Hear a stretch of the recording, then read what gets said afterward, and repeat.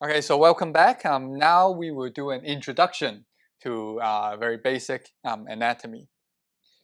So what we will do is we'll go through some of the commonly used anatomy terminology, and then talk about a little bit of the how we describe different motions, etc.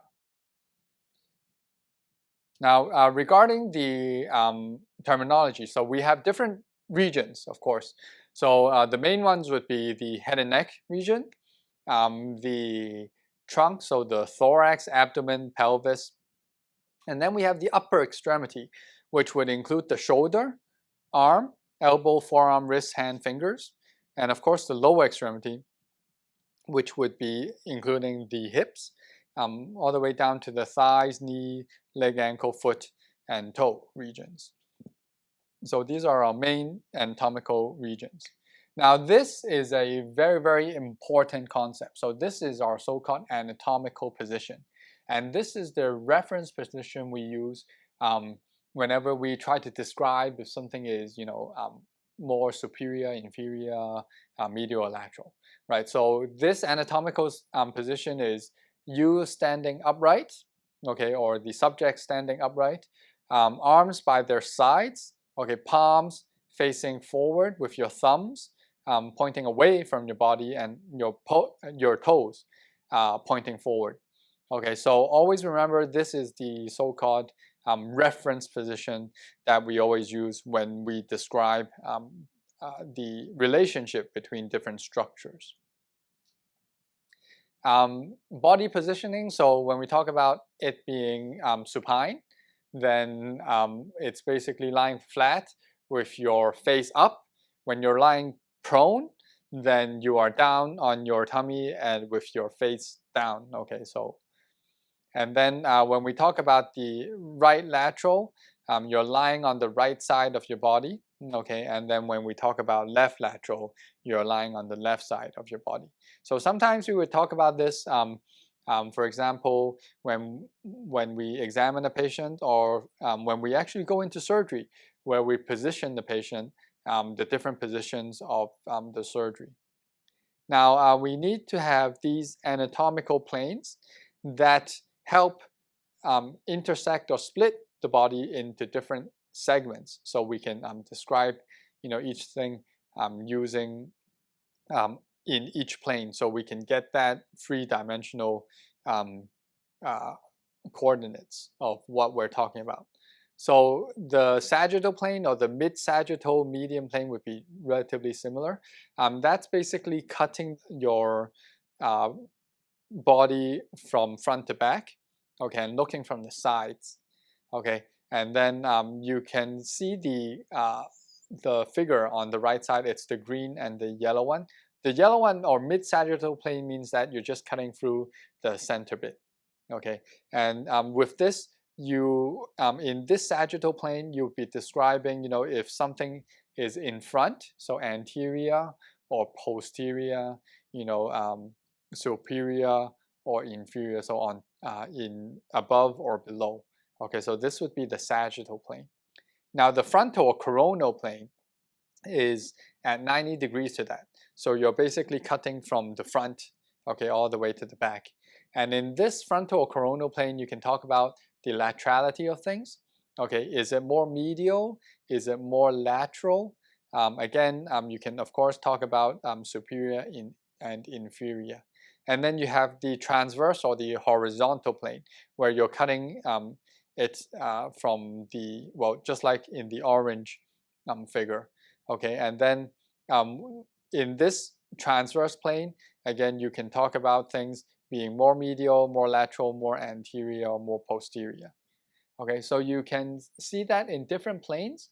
You can talk about the different uh, different positions. And when you describe everything in all these three planes, you can get your three-dimensional description of whatever anatomical part you're talking about. Okay, so I'm just going through again. The mid-sagittal plane dissects your body down the midline. Okay, and the sagittal plane divides, your body into the left and right, okay, but it may not be in the midline, so not that definitely halves. Okay, now the frontal plane divides your body into the front and back, or anterior and posterior aspects, and then the transverse plane divides between the upper and lower halves.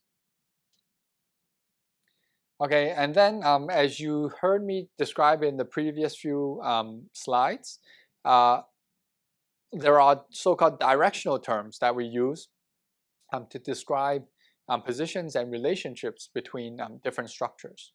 Okay, so when we talk about superior, we mean more to the brain or more to the cranial aspect. Inferior, more to the bottom or to the caudal aspect. Anterior would be in front, so the more ventral aspect. Posterior at the back, so more dorsal aspect. And then medial and lateral, basically the closer to the midline, then you are more medial. The further away is going to be more lateral. So very, very basic terms that we use in anatomy, but super, super important ones. Now, when we talk about the limbs, it's somewhat similar. So more proximal means closer to the trunk. Okay, so closer to the midline. You can sometimes think of it as a more sort of superior or cranial type of thing, and then more distal is away from the trunk. Okay, the palmar and dorsal would be similar to the plantar and dorsal, palmar being in the hands, so the palm aspect of your hand, and the dorsal being the back aspect of your hands. Plantar being the plantar surface, so where your feet touch the ground. Okay, and then the dorsal surfaces of the feet. And then, of course, we can talk about things being more superficial, so closer to the skin, or deeper, more deep to the skin layers. So again, I'm going through it. Superior and inferior. Okay, so one is higher than the other. Okay, or higher and lower than the other. So in this example, we use the chest. Okay, so the pectoralis muscles, they are obviously superior to the pelvis, but they are inferior to the skull. Okay, when we talk about anterior and posterior, this would mostly be in the sagittal plane. Okay, so when one is positioned in front of or behind the other thing. Okay, so when we talk about the metatarsal bones, so let me try and get a pointer out, because so these are the metatarsal bones. Okay, so the metatarsals are posterior to the phalanges or phalanx, okay, which are the toes, and anterior to the tarsals, which are basically here in the mid hindfoot region. Okay, so anterior and posterior.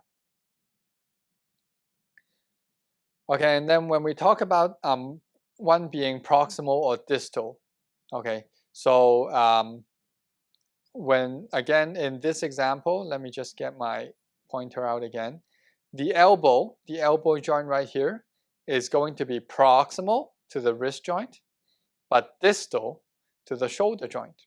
Okay, so the elbow is proximal to the wrist and distal to the shoulder. Of course, we're using super simple examples, but then when we talk about more complex or smaller type of anatomical structures, this is exactly how you describe them anyways. Okay, now when we talk about medial and lateral, so let's say your middle finger, this is your middle finger. Okay, your middle finger is lateral, okay, to the little finger, but medial to the thumb.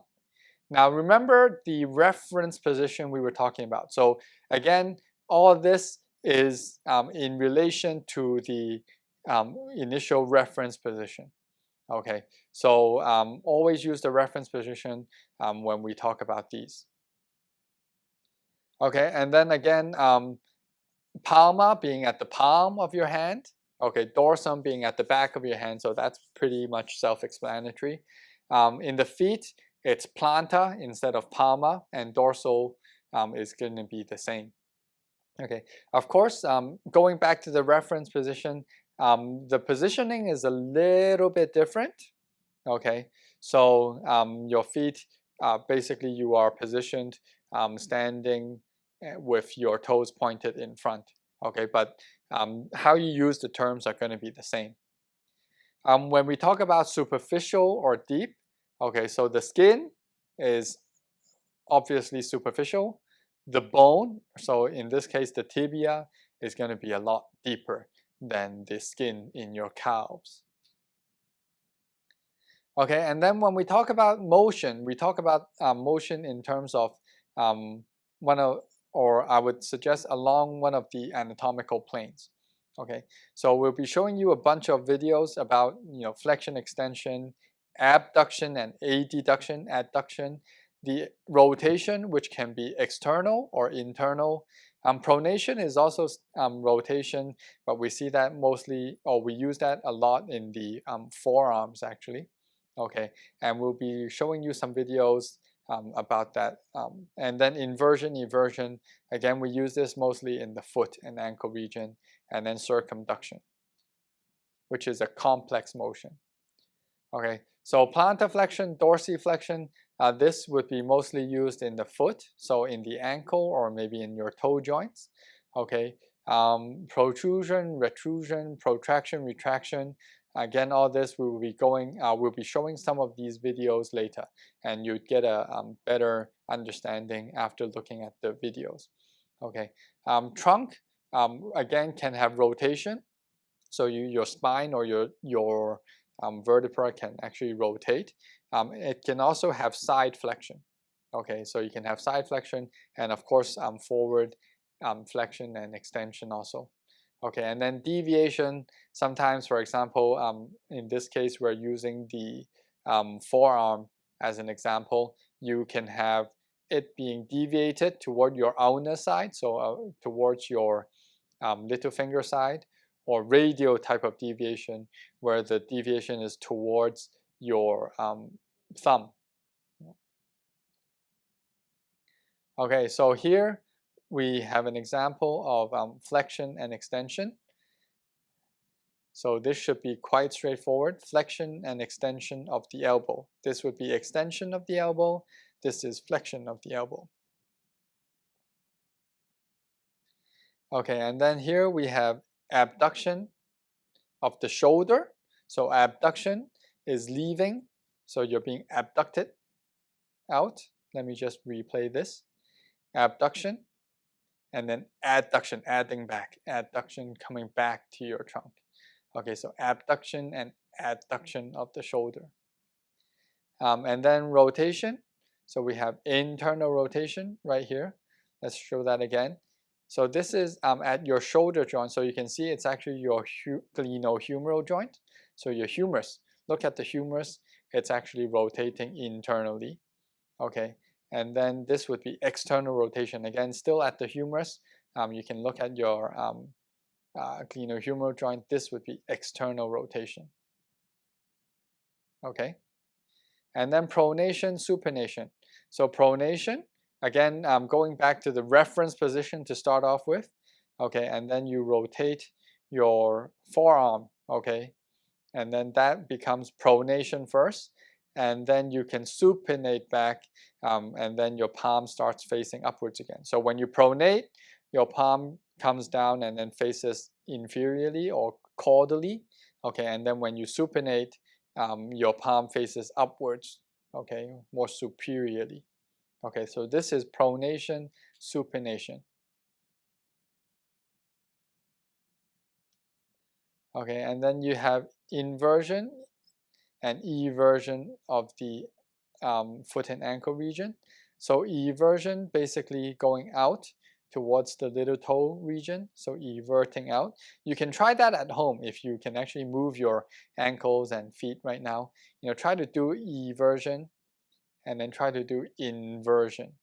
To put it into context or a clinical scenario, inversion type of ankle sprains is probably the most common mechanism of getting that sprain. So inverting your ankle. Okay, and here we have circumduction. You can see this is the motion in the hip. So this is a complex type of motion. Okay, so there's a little bit of flexion involved, there's a little bit of AB and adduction involved, etc. So circumduction of the hip or the hip joint. Okay, and then we talk about in the ankle.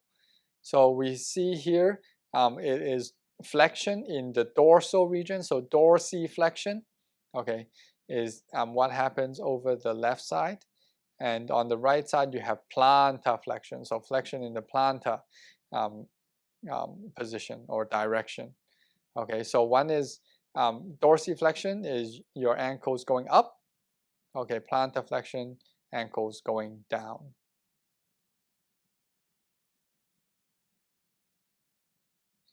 Okay, and then you have protrusion and retrusion. This is mostly at the mandible, so you can see if I'm protruding out, so I have a protruding type of chin, that sort of comes out, and then retrusion is that what comes back in.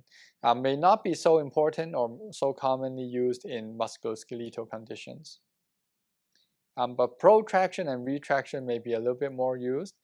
This is in the shoulder region. Okay, so when you protract your shoulder, take a look at the scapula. Okay, let's try that again. Looking at the scapula, this is your protraction. Okay, so when you're protracting your scapula forward, okay, and retracting backwards. Okay, so that is your retraction. So looking at this, just to orientate you a little bit, so we're looking at the back of this patient or this skeleton. We're looking at the right shoulder. Okay, so the back of this right shoulder in this skeleton. And that's what happens in protraction. And then you have retraction. Okay.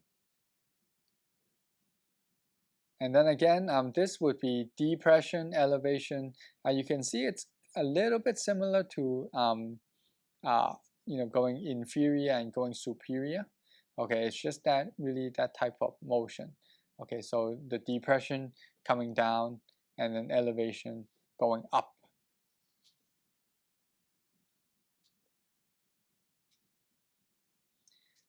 Okay, and then in your trunk, you can have rotation. So you can see the pelvis is not moving. Okay, but your trunk is rotating. And in this patient, we are rotating onto the right side. Okay. Okay, and then aside from rotation, we can have lateral flexion. So lateral flexion to the right. Okay, and of course we can have the same thing on the left side also. And then we also have the so-called forward flexion and extension. Okay, so of course bending forward would be forward flexion, and then arcing back would be the extension of your spine or your trunk. Okay, so I guess these are a little bit more straightforward. Okay, deviation. We talked about ulnar deviation, so deviating towards the little finger, and then the radial deviation where we're deviating towards the thumb. Okay, so always remember this would be done again in the so-called reference position. Okay, opposition is basically we have opposable thumbs. Okay, your thumb can oppose with your little finger, and thus you can grasp things and use tools. Okay, so these are very, very important anatomical terms that you need to know very well, because we will be using quite a lot of this. For example, when you're describing different conditions, or when you are examining different patients, or even if you are looking at some of the radiological reports. Okay, so let's say there was some mass, and then the report or your MRI report or your ultrasound, something like that. When you have this report, or when you're trying to describe these imaging, this is the type of terminology that you would be expected to use during professional communications. Okay, so thank you again, and this would be the end of the introduction.